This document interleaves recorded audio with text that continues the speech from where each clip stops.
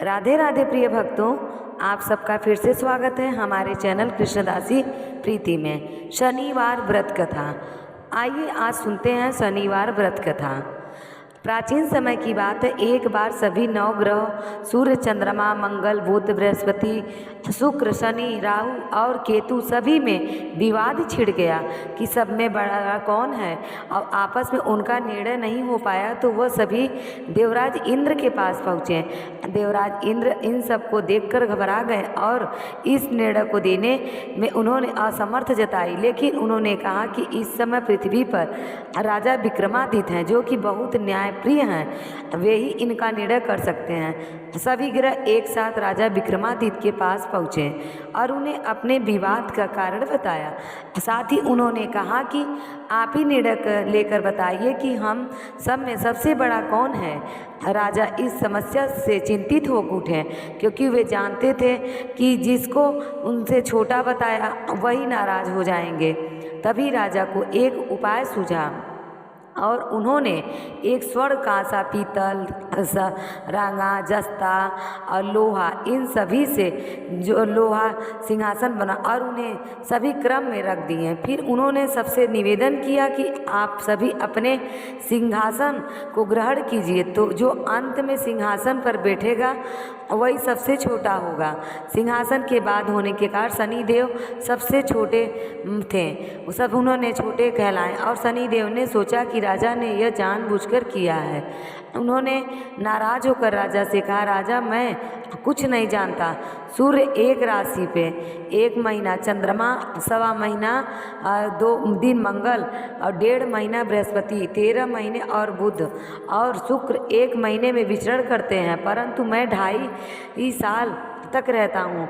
बड़े बड़ों का मैंने विनाश किया है। श्री राम जी 7.5 आने पर उन्होंने वनवास हो गया और रावण जी की 7.5 आने पर उनकी लंका को बंदरों की सेना ने परास्त होना पड़ा। और अब तुम भी मुझसे सावधान रहना। ऐसा कहकर वह नाराज हुए।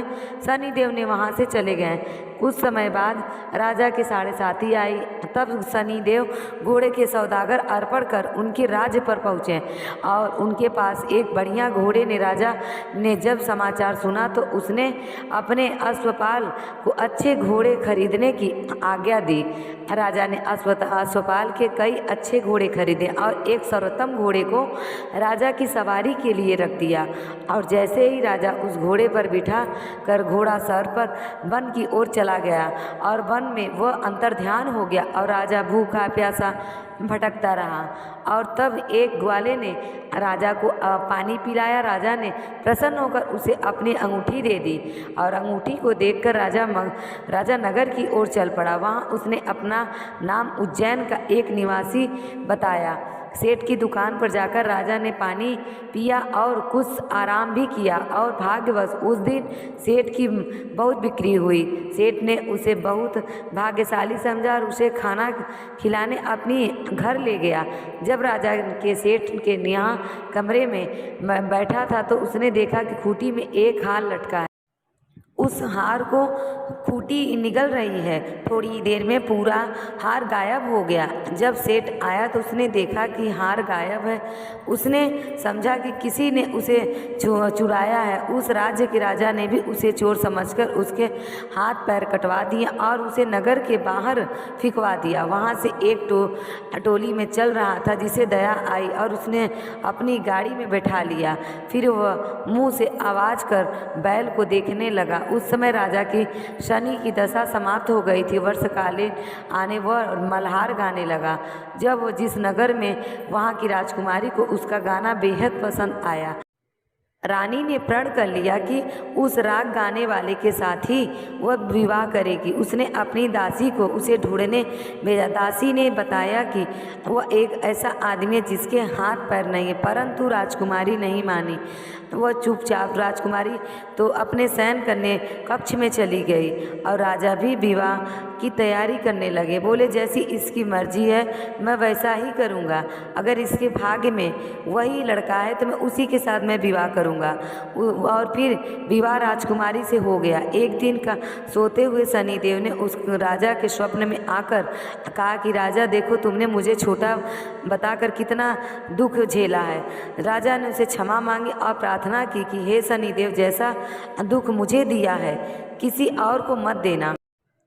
शनिदेव मान गए और बोले कि ठीक है, जो मेरी कथा श्रवण करेगा, व्रत करेगा, उसे मेरी दशा में कोई दुख नहीं होगा, और जो नित्य मेरा ध्यान करेगा और चींटियों को आटा डालेगा उसके सारे मनोरथ पूर्ण होंगे। साथ ही राजा को हाथ पैर भी वापस दिए। प्रातः आँख खुलने पर रानी ने देखा कि वह तो आश्चर्यचकित रह गई। अंबिका ने उसे बताया कि उज्जैन का राजा विक्रमादित्य है। सभी अत्यंत प्रसन्न हुए। सेठ ने भी जब सुना तो वह पैरों पर गिरकर क्षमा मांगने लगा। राजा ने कहा कि वह तो शनिदेव का कोप था, इसमें किसी का कोई दोष नहीं है। सेठ फिर से निवेदन किया कि मुझे शांति तब ही मिलेगी जब आप मेरे घर चलकर भोजन करेंगे।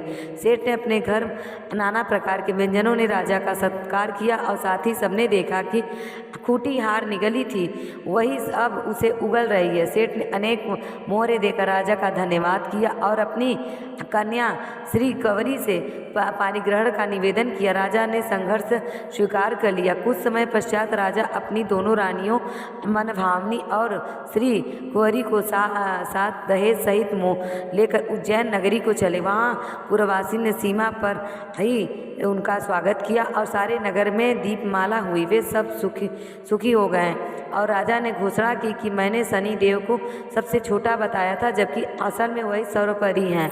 तो तब से सारे राज्य में शनि देव की पूजा और कथा नियमित रूप से होने लगी। राजा स्वयं अपनी दोनों रानियों के साथ शनि देव की पूजा और व्रत करने लगा और कथा भी सुनने लगा। सारे राज्य में सब कथा और व्रत सुनने लगे।